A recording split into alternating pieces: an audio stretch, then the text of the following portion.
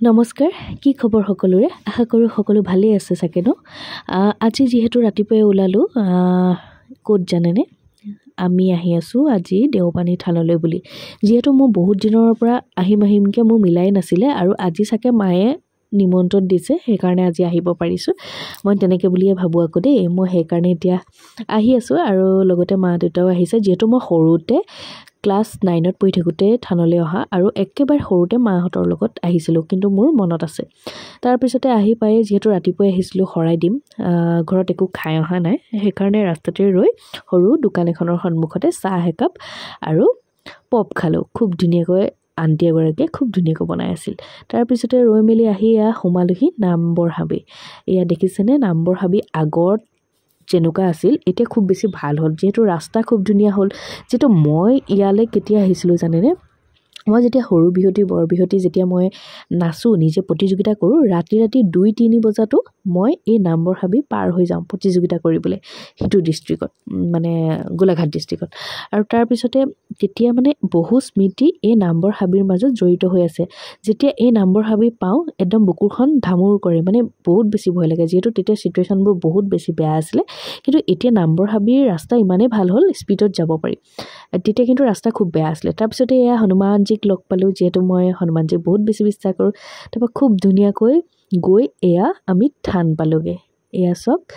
গৈ পাই আপোনালোকক অকমান ভিডিওটো মই দেখাই দিছো যেহেতু এটা প্ৰসেসবোৰ অকমান বেলেগ হ'ল যেহেতু মই বহুত দিনৰ পাছত গৈছো ইয়াতে আকৌ খৰাইখন দি দিব লাগে খুব ধুনীয়াকৈ তেওঁলোকে ধুই দিয়ে আপুনি জোৰ পৰাই নিনেও খৰাই ঘৰৰ পৰা লৈ গলেও হ'ব বা মন্দিৰৰ সন্মুখতো কিনিব পাৰিব যেহেতু মন্দিৰৰ সন্মুখত যি দেখিছো খৰাই বহুত বেছি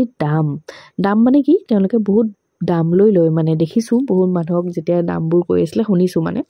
কিন্তু মই ভাবো বাহিৰৰ পৰা লৈ গলেও হয় বা তেওঁলোকেও ব্যৱসায় কৰিছে কিনিলেও কোনো কথা নাই হেতু একচুয়ালি সকলোৰে ব্যক্তিগত নিজৰ ইচ্ছা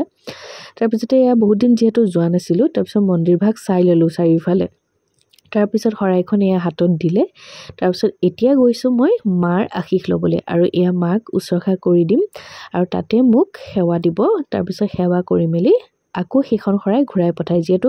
কোভিডৰ সিচুৱেচনৰ পৰা হয়তো তেনেকুৱা সিস্টেম কৰিব পাৰে কিন্তু আগত যোৱা মানুহবোৰে কৈছিল যে খৰাইখন তেনেকৈ নিদিয়ে খৰাই ভগালে ৰব লাগে কিন্তু এতিয়া বুলে তেনেকৈ ধুই মেলি তেওঁলোকে তাত দি দিয়ে আৰু তাৰ পিছত লৈ যাব লাগে তাতে সেৱা প্ৰাৰ্থনা কৰি যেটো কাৰণে গৈছে হেতু ওপৰত আশীৰ্বাদ দিয়ে আৰু আশীৰ্বাদ দিয়াৰ পিছত সেই খৰাইখন আকৌ ঘৰলৈ মানে যিয়ে আগবঢ়াই তেওঁৰ হাততে আকৌ ঘূৰাই পঠাই দিয়ে আৰু এয়া দেখিছেনে মই ফিটা বান্ধি আছো যে ফিটা বান্ধিছো যেহেতু তাত ফিটা বান্ধিলে যিসকলে গৈছে সকলে গম পায় মনোকামনা পূৰ্ণ হয় বুলি কয় আৰু সেই ফিটাডাল যেতিয়া মনোকামনা যিয়ে যি আখাৰে বান্ধিব হেয়া পূৰ্ণ হোৱাৰ পাছত তাত বুলে গৈ খুলি থৈ আহিবগে লাগে যেতিয়াই সুবিধা পায় আৰু যেতিয়াই সময় পায় তাৰ পিছত খোলাৰ পাছত তেতিয়াহে বুলে মানে যিখিনি কামৰ কাৰণে হয় এইখিনি সাকসেস হয় আৰু মই তেতিয়া তাৰে এজন পণ্ডিতক সুধিছিলো যে ফিটাবোৰটো বহুত বেছি আছে কেনেকৈ খুলিব নিজৰ ফিটাডালটো চিনিয়ে নাপায় তেতিয়া তেওঁ কৈছিল যে যিকোনো এডাল খুলিলেই হ'ল তাৰ পিছতে খুব ধুনীয়াকৈ সাকি জ্বলালো সাকি জ্বলোৱাৰ পাছত এয়া মই মন্দিৰৰ চৌহদতে থকা খুব ধুনীয়াকৈ ছাগলী বহুত বেছি আছিলে আৰু তাতে পাৰ চৰাইৰ পৰা আদি কৰি মানে পৰিবেশটো গলে এটা মানে বৰ বেলেগ ধৰণৰ লাগে যেটো মই আপোনাক বুজাব নোৱাৰো যিসকল যোৱা নাই তেওঁলোক যাব আৰু এয়া দেখিছেনে মন্দিৰৰ চৌহদতে খুব ধুনীয়াকৈ পুখুৰী এটা আছে আৰু তাতে আকৌ এয়া কাছো আছে কাছৰ মাজতে আকৌ দেখিলো বৰ বেলেগ ধৰণৰ বস্তু মানে কি হল মই ভাবিছিলো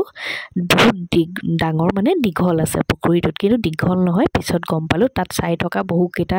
লৰাৰ আগত মই লাজি পালো যেহেতু বহুকেইটা লৰাই তেতিয়া মোক কৈছে নহয়